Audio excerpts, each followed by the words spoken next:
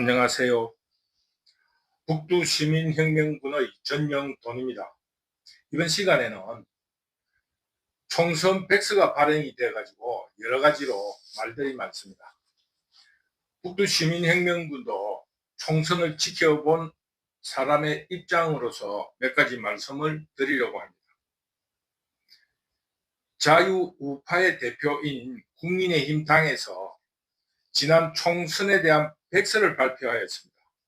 북두시민혁명군도 지난 총선에 임하면서 정치에 미숙한 윤석열 대통령에 대한 우려와 함께 한동훈이 비상대책위원장으로 옮겨오는 것을 보고 자유우파의 괴멸을 직감하고 어병으로서 유튜브를 시작하게 되었다고 여러 번 말하였습니다. 우선적으로 윤석열은 정치라는 것을 전혀 모르는 사람입니다. 그리고 대통령을 나름으로 자기는 노력을 했다고 하지만 국민들이 지난 대통령 선거를 지켜보았을 때 윤석열은 그저 주선 것이나 마찬가지다, 이런 평가를 할 수도 있습니다.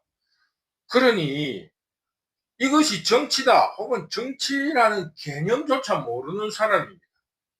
그리고 국민을 위한다는 것이 무엇인지 이런 거를 전혀 모르는 사람입니다. 그것을 경험을 해야만이 그 사람이라는 게 동물적인 감각이 몸에 익혀지는 것입니다.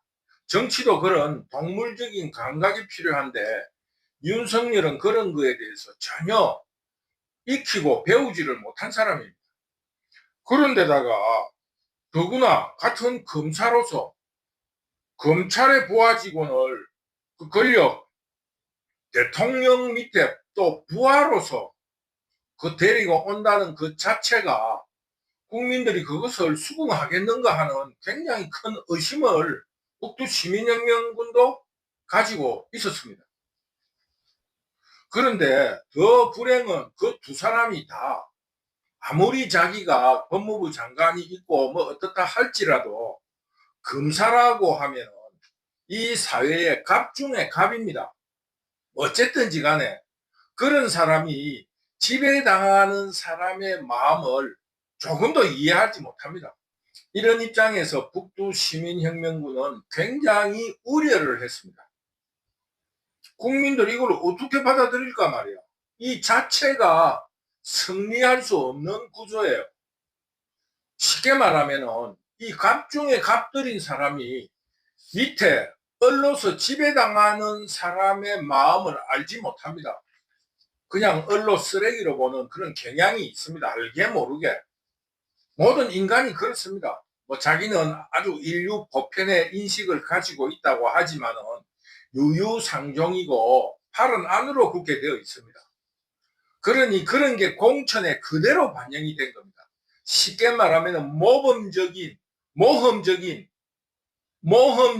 공천, 미래 투자에 대한 공천이 전혀 없었다는 겁니다.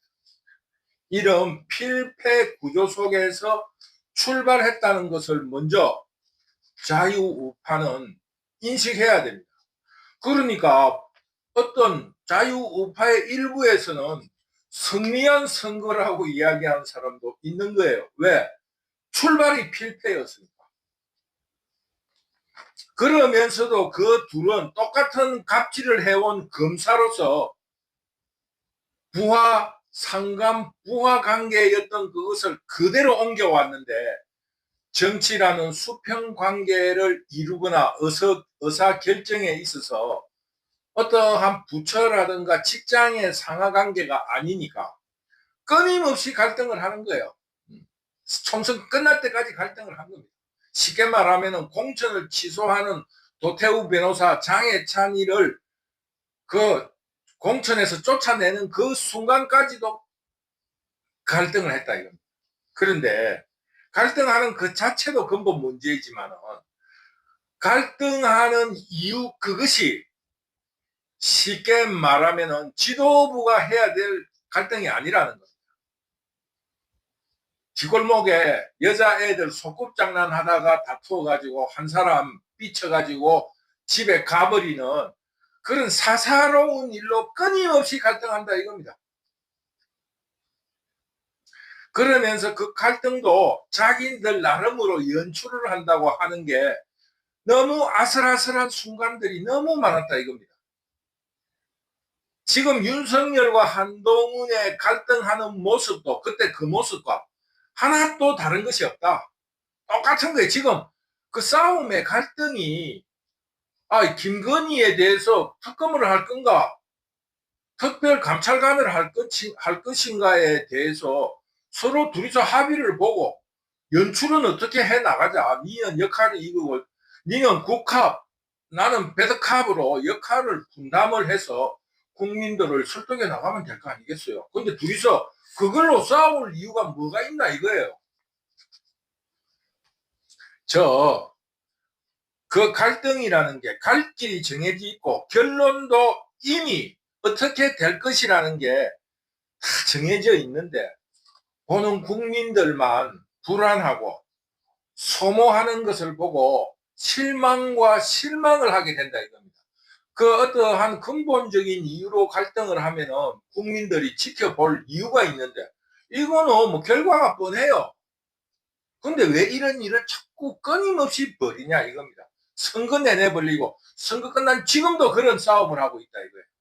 이미 특검과 감찰관 제도로서 예를 들었지만 싸우는 게 바로 그거예요. 원탁회의 안 주고 교장 선생님처럼 대표를 대해서 되겠느냐. 이 최고 지도부들이 할 이야기고 그걸 그 옆에 있는 놈이 부추기가 될 일이냐 이거예요. 그거 아들 장난도 아니고 그 하는 짓이 그게 한동훈이가 정치력이 없다는 이유가 바로 그 이유입니다. 그런 거로 싸워서 안 되는 겁니다. 근본적으로 가서 대접이 좀 소홀한 거에 대해서 섭섭하다. 내가 그래도 시간 내가 여러 번 했는데 너무 준비가 안 됐더라. 당대표로서 한동훈이가 해야 될 말이에요. 그 주변 쪼무레기들이 나와가지고 말이야 기다리고 운동장 앞에 서 있겠다. 그거는 한동훈이 책임이에요. 한동훈이 지가 그 안에 들어가서 차를 미리 한 잔 마시고 있겠다 해도 되는 거예요. 그리고 올 때 내가 나와서 영접하겠다. 이런 융통성도 없는 놈이 한동훈이다 이거예요. 그러면서 다른 사람 입을 빌려가지고 무슨 원탁회의가 아니라서 교장 선생님이 정말 그렇게 말하는 건 초등학생에 불과해요. 이번 기회를 빌려서 국토시민혁명군이 어느 자리에서나 자주 이야기하는 인사전략, 즉 조기 매운탕론에 대해서 한번 소개를 해드리려고 합니다. 조기 매운탕론이란 게 뭐냐면 매운탕을 끓일 때 조기가 들어가면 조기 매운탕, 우럭이 들어가면 우럭 매운탕, 명태가 들어가면 명태 매운탕이 되는 것처럼 그 주제에 의해서 이름이 정해지는 겁니다. 그래서 이 지금 매운탕은 윤석열 매운탕을 끓이고 있는 거예요. 그러면은 조기가 신선하다면은 아주 좋은 매운탕을 끓일 수가 있습니다. 그러나 조기가 썩어 빠진 게 아니고 조기가 될 수 없는 것이 아닌 그러나 먹을 수 있을 정도의 조금 신선도가 떨어지는 조기를 가지고도 아주 훌륭한 매운탕을 끓일 수 있습니다. 쉽게 말하면 조기는 윤석열이에요. 윤석열이가 아주 훌륭하면 그 재료의 맛을 충분히 낼 수 있게끔 부재료는 원재료의 맛을 해치지 않는 범위 내에서 보완하는 정도의 어떠한 맛을 조리를 하게 되는 겁니다. 쉽게 말하면 윤석열이가 훌륭하면 한동훈이 같은 사람을 내세울 필요가 없습니다. 있으나 없으나 한 사람을 내세워가지고 자기 말을 잘 듣는 사람을 밑에 부리면 되는 거예요. 근데 조기 매운탕이 조금 신선도가 떨어져서 맛이 없다 그러면은 그것을 보완할 수 있는 충분히 보완할 수 있는 좋은 부재료를 써야 되고 그것이 안 된다면은 그것을 감출 수 있는 어떤 부재료를 써야 된다. 그러니까 윤석열이 자체가 자기가 나서지도 않고 감추어져야 될 입장이라면은 한동훈 같은 사람을 써야 된다 이겁니다. 그리고 한동훈이가 그렇게 임명이 되었다면은 그렇게 처신을 해야 된다는 거예요. 윤석열 대통령을 앞세우려면은 자기는 있는 둥 마는 둥 윤석열 대통령한테 달라들지 말고 고분고분하게 하면 되는 겁니다. 그리고 자기가 나서려고 하면은 땡깡만 부를 게 아니라 완전히 제압을 해라 이겁니다. 그게 정치라는 거예요. 지금 현재 매운탕은 어떻게 끓여졌느냐. 좋은 조기를 넣고 또 좋은 조기를 두 마리 여가 끓인 거예요. 부재료는 아무것도 없어요. 그 무슨 맛이 있겠습니까? 그러니까 그 두 재료를 넣으니까 매운탕을 먹는 국민들이 뭐 이런 매운탕이 다 있나 이거예요. 어떤 고기에서 나온 어느 매운탕에서 나온 맛인가도 모르겠고 아무것도 안 넣으니까 그 매운탕 자체는 신선한 고기의 맛은 알겠는데 왜 이렇게 매운탕을 끓였나 하고 국민들이 이상하게 생각할 거 아니겠습니까? 그래서 북두 시민혁명군이 말하는 것은 국민들이 조기 매운탕을 끓이는데 좋은 조기를 두 마리 넣어놓고 아무것도 안 넣은 거예요. 그리고 그 두 마리가 쉽게 말하면 국민들이 왜 매운탕이 이렇게 끓여졌나? 좋은 재료를 가지고 왜 이렇게 끓여졌나? 이렇게 이야기를 한다는 겁니다. 북두 시민혁명군의 예를 잘 들었는가 모르겠는데 결국 북두 시민혁명군이 이야기하는 것은 한동훈과 윤석열의 구조는 훌륭한 구조가 아니다. 이거를 먼저 말씀드리는 겁니다. 한동훈이는 그만한 정치 능력이 없는 사람이라는 거예요. 갑질매하고 금사마 했는 사람이 윤석열이가 꾸불이라 하니까 꾸불이 집니까? 꿇어 했는데 안 꿇는 거예요. 정치를 모르니까 꿇어 하면 정치적 연출로라도 꿇어야 되는 거예요. 아니면은 그런 말이 안 나오게끔 윤석열에게 완전히 자기 실력을 보여가지고 케어를 시켜야 되는 거예요. 그 쉽게 말하면은 건투에서 사정 거리 내에서 잽에서 매일 맞게 돼 있고 한동훈이는 한동훈이대로 억울하지만은 자기의 정치 능력이 없다는 거예요. 왜 그 사정 거리 내에서 뺑뺑 도냐 이거예요. 팔이 긴 알리가 훅을 이렇게 잽을 였는데 그 거리 내에 있다는 거예요. 싸움을 한다든가 할 때 그게 가장 불리한 입장 아니겠어요? 완전히 케어를 시키든지 아니면 꿀든지 이런 정치적인 감각조차 없었다는 겁니다. 그러니까 그게 국민들이 볼 때 썩 빠진 집단으로 보지 않겠어요? 그러니까 윤석열 대통령의 책임이 아니라 한동훈의 책임이 그런데도 눈에 보이지 않는데 있다는 겁니다. 자기가 대항을 하려고 하면 완전히 꿇어야 되는 거예요. 아니고 자기 중심으로 하려고 하면은 넘어서야 되는 겁니다. 그 두 가지 자체가 이루어지지 않았다. 그리고 두 번째로는 이 선거에 있어 가지고 정체성 그리고 전략이 없었습니다. 정체성이라는 건 뭐냐면 원칙을 말하는 거예요. 원칙. 그 어떤 이념이라든가 자유민주주의의 그 근본성, 정당으로서의 근본성, 당대표로의 근본성, 이게 뚜렷하게 국민들에게 개성으로 다가오지 않았다는 거예요. 아, 과연 그 당대표다. 당대표라는 놈이 그 대통령한테 달라들다가 매일 가가지고 잘못했다고 사과하고 오고, 그게 무슨 짓이에요? 당대표의 그 어떠한 정체성도 없고, 자유민주주의라고 하는 놈이 하는 말이 국민들의 눈높이에 맞춰서 국민들이 원하면 우리는 말하는 것을 한다 하면 꼭 합니다. 그럼 뭔 소리예요? 아직도 그렇게 한다고. 아직도 그렇게 하더라고. 어저께 어떤 그 뉴스를 보니까 자기들은 강한데 뭐라고 했다더래. 약강, 강한데 뭐 하여튼 무슨 이상한 이야기를 했어요. 그럼 자기 딴에는 무슨 이야기를 하는 것 같은데 그 말이 전혀 맞지가 않아요. 자유민주주의에 맞는 이야기를 하지 않는다 이겁니다.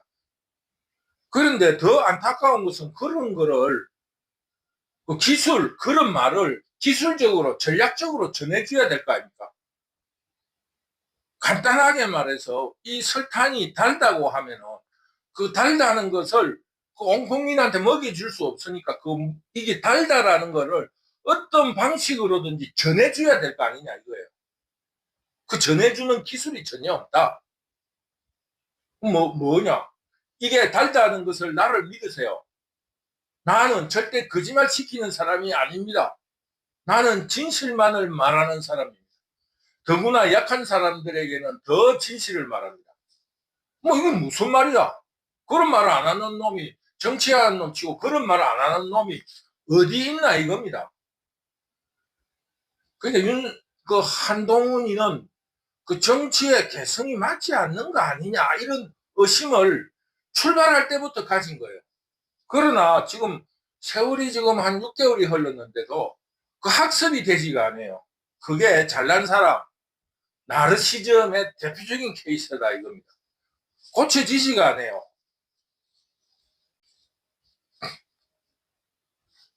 그러니까 쉽게 말하면은 그 종교계에서 어떠한 교리를 설명할 적에 비유를 하기도 하고 선문답을 하기도 하고 연부를 하기도 하고 교회에서도 설교를 하고 성경에도 비유가 되어 있습니다.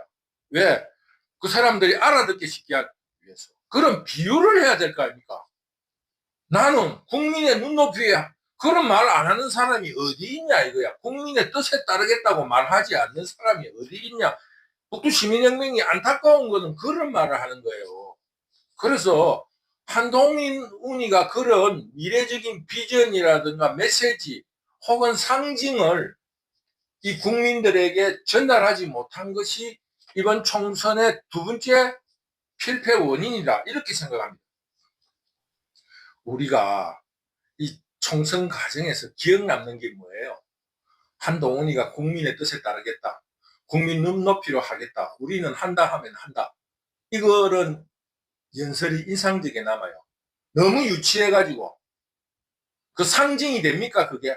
그런 거를 어떠한 예를 들다가 나는 이런 일이 있었는데 이렇게 해결을 했습니다. 이런 이야기를 해야죠. 그러면서 한 게 뭡니까? 사람 많이 모이는 재래시장에 가가지고 그 셀카를 찍고 환호하는 그 대중들에 의해서 흥분이 돼가지고 그럼 뭐라 하겠습니까? 나르시즘에 완전히 도취돼가지고 흥분되어 있는 한동훈의 모습만이 눈에 선하다 이거예요. 군중, 대중 이거는 군중 심리로 의해서 그 한 사람을 속일 수 있습니다. 절말을 바보 만들어야 되겠다. 환호시켜가지고 환호하는 척 해야 되겠다. 이런 군중들은 군중 심리로서 어떤 분위기가 뜨면 한동훈이를 속일 수 있습니다. 그게 바로 선거 결과로 나타난 거예요. 그거를 한동훈이가 이제 선거를 해본 뒤에 아 이게 어려운 점이 있구나. 재래시장에서의 나의 도취된 흥분된 셀카만으로는 아니구나. 이걸 깨닫지도 못하고 재보궐선거를 하는데도 똑같이 나는 한다 하면 합니다. 국민의 눈높이에 따르겠습니다. 이 사람을 내가 키우겠습니다. 나는 국민의 힘이 되겠습니다. 기가 찬 거예요. 기가 차. 그러면서 재래시장에 가가지고 끝없는 셀카 노름을 하고 있으니 그러면서 그것이 자기의 공이래요. 선거 결과가. 그 선거 결과가 총선처럼 보궐선거에서도 총선처럼 총선에서 경기도에 망하듯이 부산을 건졌다고 이야기할 수도 없지만 그것에 집착함으로 인해서 다른 영향권에 큰 마이너스를 이루었다 하는 것을 이 한동훈은 아직 눈치도 채지 못하고 있는 거예요. 기가 찰 일이다 이겁니다. 이런 거는 정말로 윤석열이가 교장 선생님답고 한동훈이를 초등학교처럼 다루었다고 하고 비난하는 한동훈 참모들 그 사람들이 이 현상을 바라보고 한동훈이가 정치적으로는 초등학생밖에 안 된다는 것을 먼저 알아야 됩니다. 윤석열은 대통령을 하면서 조금 늘었어요. 정치에 대해서. 그래서 한동훈이를 쳐다보면 기가 찬 거예요. 다시 한번 말씀드리지만 지난 총선은 원칙, 즉 정체성도 없었고 원칙이라는 건 뭐예요? 변할 수 없는 거잖아요. 정체라는 것도 변할 수 없는 겁니다.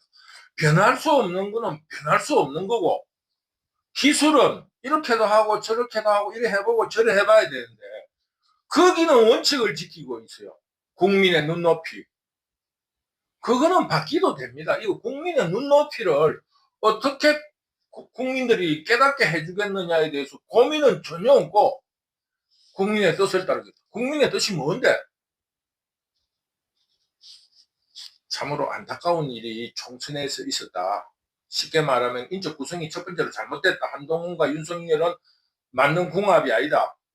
두 번째, 원칙과 기술도 없고, 또 원칙과 기술에 대한 그 개념도 없다. 바꾸지 않아야 될 그 이념이라든가 자유주의에 대한 태도는 언제든지 바뀌고, 그 기술이라든가 전략은 바뀔 수 있는데, 그거는 안 바뀌고, 아주 우스운 총선을 했다는 것을 먼저 비판드립니다. 세 번째, 공천이 완전 개판이에요. 이번 선거의 공천은 어디가 주안점이고, 이것이 쉽게 말하면 여기서 고함 지르면 저쪽에는 어떤 효과가 있을까, 이런 거에 대한 배려가 전혀 없습니다. 물론 앞에서 이야기했다시피 전략이 없고 기술이 없으니까 그런 거에 대한 그런 개념 자체도 없는 사람들이에요. 이번 선거는 수도권이다. 서울도 어느 정도 되고, 수도권이 바람이 일으켜지면은 서울이 어느 정도 커버가 된다. 그러면은 수도권에 어떠한 흥미있는 공천을 해야 될 거 아닙니까? 수도권의 공천이 어떻게 됐습니까? 전부 다 구닥다리. 한 10여 년 전에 국회의원을 했던 이름은 들어서 아는데 이미 평가가 끝난 사람을 끄집어내가지고 평가를 해달라. 이런 어리석은 일을 한 거예요. 그게 한동훈이가 원칙도 없고 기술도 없다는 그 기준이 거기서 나오는 거예요. 안 되는 사람은 당대표로서 완전히 안 된다고 해야죠. 총선을 책임진 사람으로서. 그런 원칙은 없어요. 총선을 아주 10여 년 전에 한 번 한 사람, 혹은 두 번 한 사람이 경기도에 바글바글한 거예요. 전부 다 그런 사람을 공천했습니다. 그 이유는 뭔가 이거예요. 쉽게 말하면은 그 사람이 그 당의 선배라는 입장에서 한동훈에 대해서 압력을 가했든지, 아니면은 원로로서 오래된 사람으로서 거기에 인맥을 통해서 한동훈이에게 압력을 였든지 공천위원회에 추천을 했다고 밖에 의심하지 않을 수 없는 거예요. 그러니 그 구닥다리들 가지고 어떤 바람이 일어나겠어요. 그러니까 그 중도에 있는 사람들이 완전히 등을 돌려버린 거예요. 이 총선에서의 가장 큰 실패 원인은 공천의 실패입니다. 비례대표는 말하기도 싫어요.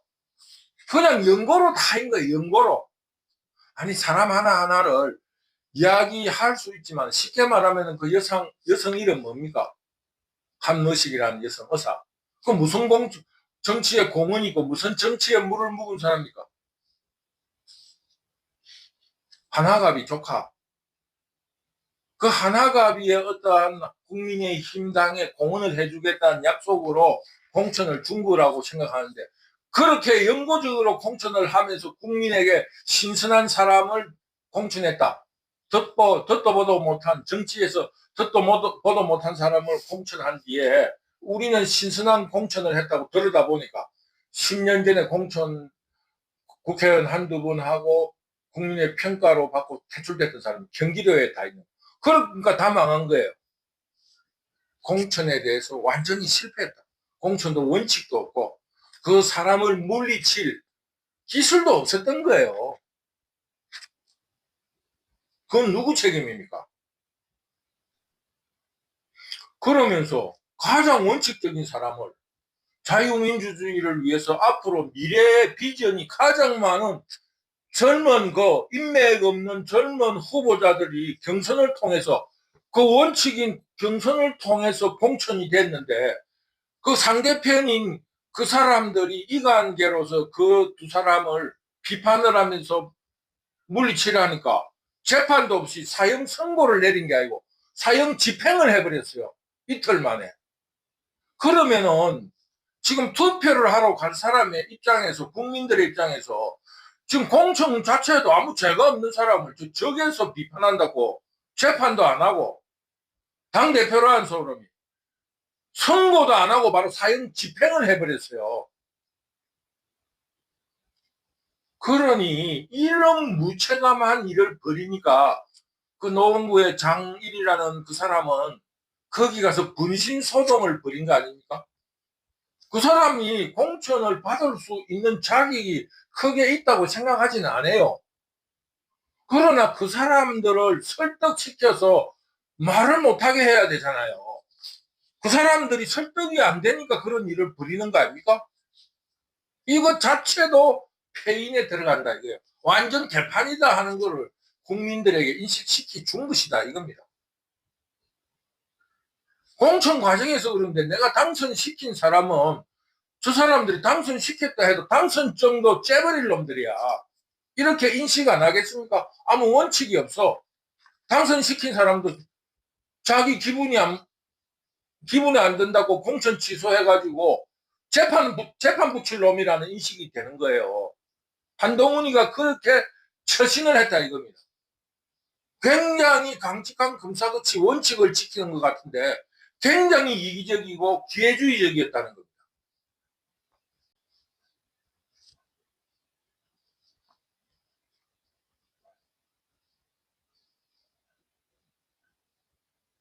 그러니까 이 선거를 처음 한 사람이면 좀 겸손해야 될 거 아닙니까? 남의 말도 듣고 자기가 고민을 해봐야지. 그냥 국민들이 자기 잘났다고 이러니까 그게 붕 떠가지고 말입니다. 흥분을 해가지고 대통령 다 된 것처럼. 그럼 선거가 망하는 거예요. 그러니까 선거 전체의 판세를 읽을 줄도 모르고 선구처가 어딘지도 모르고 여기서 이기면은 다른 지역에 어떤 여파가 있는가라는 전체적인 판도 읽지 못하고 자기한테 한동훈 외치는 그 소리에 그냥 뻑가쁜 거예요. 이 선거가 망하는 거예요. 그러면서 자기 공이래. 한동훈이 공이 아니라는 걸 분명히 말씀드리자면은 기존 지역구 간신히 지킨 거예요. 진영으로 나누어진 그거 지킨 거 한동훈이 없어도 내가 가도 그래 할 수 있어요. 그거 다 뺏긴다고요? 그거는 공산자파들이 주장하는 겁니다. 한국의 진영 논리가 지금 아직 40년 동안 변한 적이 없습니다. 일시적으로 몇몇석이 왔다 갔다 하지만 지금 최대의 참패를 벌려놓고 자기의 공이라고 이야기하는 거는 말도 안 되는 소리예요. 정말로 오늘 이 강의를 하는데 이야기를 할 때마다 흥분을 감출 수가 없습니다. 끝으로 한 가지 말씀드리면 한동훈의 태도에 대해서 굉장히 실망스럽습니다. 백서가 나오면 과감하게 받아들여야죠. 총선에 대한 책임은 나에게 있습니다. 앞으로 여러분들과 상의해서 이런 일이 없도록 좀 더 겸손 있게 하겠습니다. 이래야 되는데 자기를 엄해한다 한다. 그게 대장이 할 짓입니까? 전쟁에서 돌아온 패장이 적을 다 죽여놓고 간신히 부상자 2명을 끌고 와가지고 내가 아니었으면 이 2사람도 죽을 뻔했는데 나 때문에 이 2사람을 데리고 오게 됐다고. 이런 비겁한 이 대장을 지금 선거대책본부장을 시켜놨으니 결과가 그런 거 아닙니까? 더구나 당당하지 못하고 윤석열과 한동훈의 면담 뒤에도 그 옆에 다른 사람의 입을 빌려서 자기는 교장 선생님이고 내가 초등학생이냐 그러고 좀 늦는다고 밖에서 서서 대기하기 했다고 거기 의전상 맞냐고 그것도 돌파하지 못하는 대장이 어떻게 대장을 합니까? 거기 서 있으라 한다고 서 있냐고 그거를 부끄러운 줄 모르면서 의전 탓을 하고 그러면서 총선이 이만큼 건진 것은 대통령과 영부인 때문에 죽을 뻔했는데 부상자 2명을 간신히 건지고 왔다. 이것이 나의 공이다. 부끄러운 줄 알아야 됩니다. 한동훈은 지금이라도 총선 백서에 대해서 면밀히 읽어보고 반성하고 앞으로는 이런 일이 없도록 하겠다. 이번 총선의 패배는 전적으로 나의 책임이다. 북두시민혁명이 말씀드립니다. 총선이 잘 되었는가 안 되었는가는 분명한 기준을 제시할 수 있습니다. 5% 이내의 격차로서 진 곳이 많으면 선거가 당대표가 선거를 잘못한 것이고 5% 이내의 득표로서 성공한 승리한 지역이 많으면 당대표가 그 선거를 훌륭하게 이끌었다고 할 수 있습니다. 더구나 정권 교체가 된 입장에서 절대로 이런 결과가 나올 수가 없습니다. 그 분위기라는 게 있잖아요. 야구를 가보면은 야구장에 가봐도 분위기라는 게 있지 않습니까? 이런데 자기 책임이 없다고 말하는 것은 굉장히 비겁한 당대표다. 어저께인가 그 뉴스를 보고 한동훈에 대한 실망감이 더욱 커진 겁니다. 잘못은 자기에게 있고 사과도 자기가 해야 되고 할 말이 있으면은 이런 상황에서는 자기가 해야죠. 왜 주변의 사람을 입을 비려서 나는 아무 잘못이 없다. 부끄러운 거는 아니까 그랬겠죠? 굉장히 쫄짱부예요, 한동훈은. 한동훈이 좋아하는 말로 국민의 눈높이를 모르고 또 나는 한다고 말했듯이 분명하게 국민에게 사죄해야 합니다. 내가 아직 미숙해서 여러 가지 과오를 저질렀습니다. 쉽게 말하면 장해찬이 도태우 무슨 재판이라도 한번 열어본 적이 있어요? 선고를 했습니까? 그냥 바로 잘라버렸잖아요. 마지막으로 조언을 한번 하려고 하면 지금 이런 한동훈이의 행동이라든가 발언은 한동훈 주변 참모들 때문입니다. 한동훈 주변을 감싸고 있는 옛 정의당 소속 그 어떤 참모들 때문에 이 한동훈이가 이런 정치적인 학습을 받았다고 생각합니다. 정의당이 유럽의 사회민주주의를 모방한 그런 그 좌파 계열인데 유럽에서도 사회민주당을 기회주의로 보고 있습니다. 마찬가지로 한국 정치에서도 정의당은 기회주의적인 태도를 보였습니다. 그래서 이번에 민주당에서 정의당과 서로 협조하지 않겠다고 한 거예요. 그래서 정의당이 퇴출된 겁니다.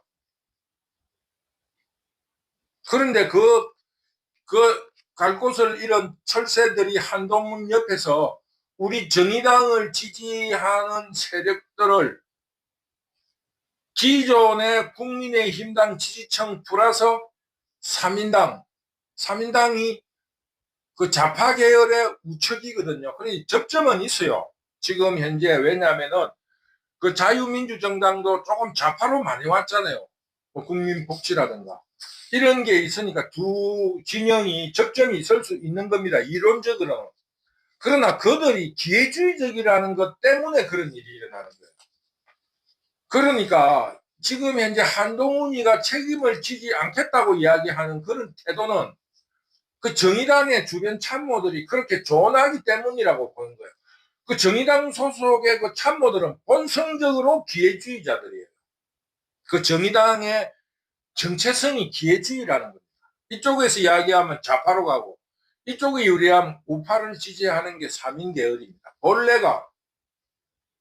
그렇기 때문에 자기들은 이 정치적인 노선이 그렇기 때문에 그 한동훈이에게 그렇게 조언을 하는 거예요.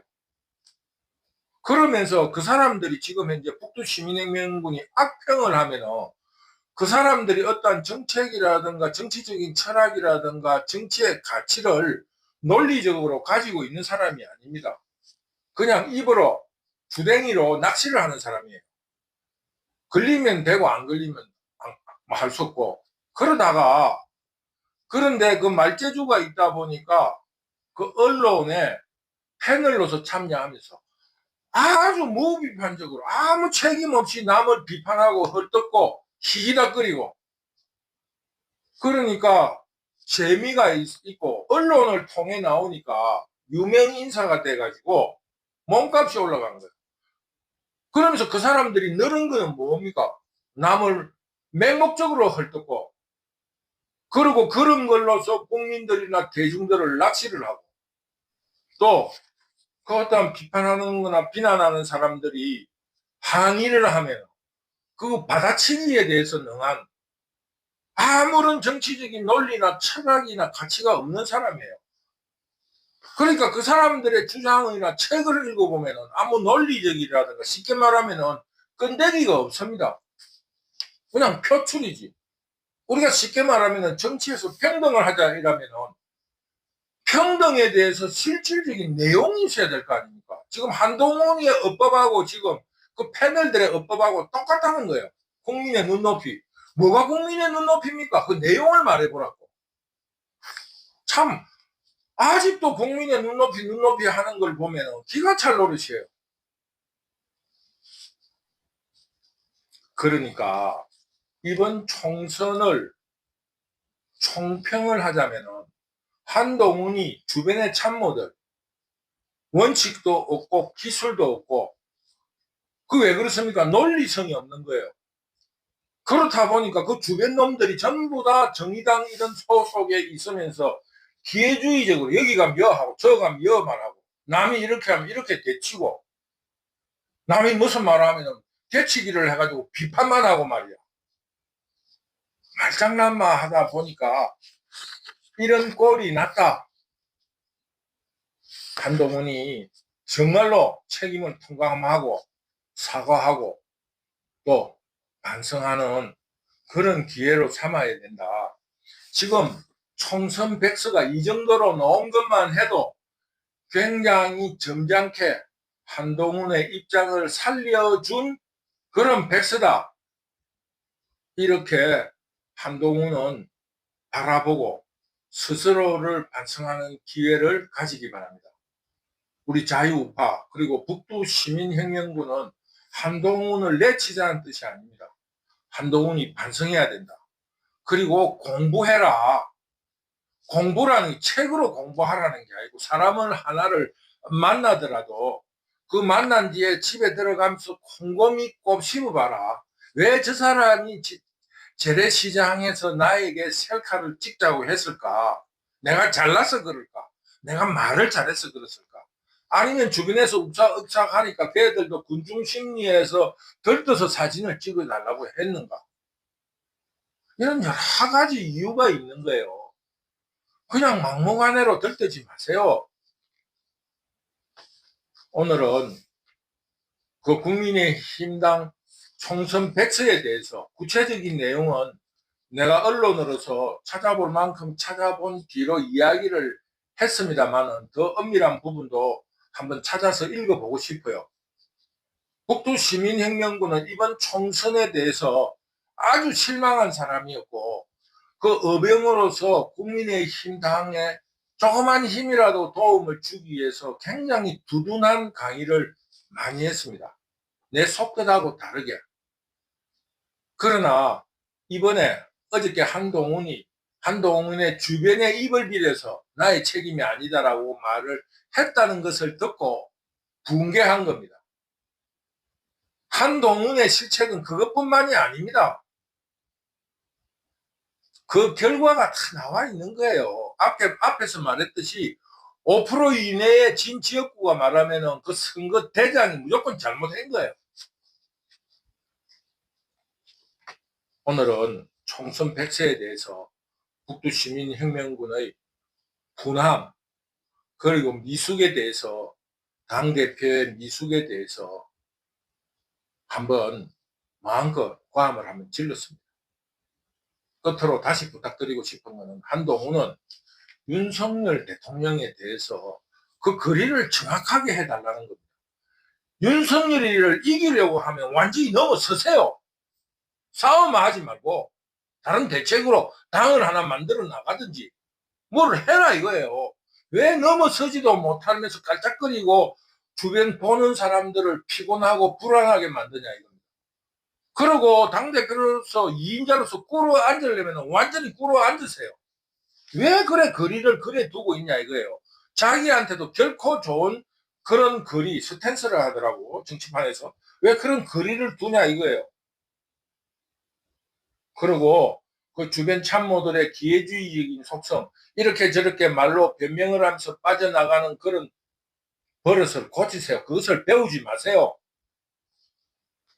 왜 면담을 하고 나온 뒤에 면담의 주제에 대해서 이야기할 일이지 그 옆에 그까지 의전이 잘못됐니 교장 선생님으로서의 태도를 보였니 그게 바로 그 주변에 있는 정의당 소속의 참모들 혹은 지금 그 주변에 있는 몇몇 사람들 심지어 김종혁이 이런 사람의 태도라는 겁니다.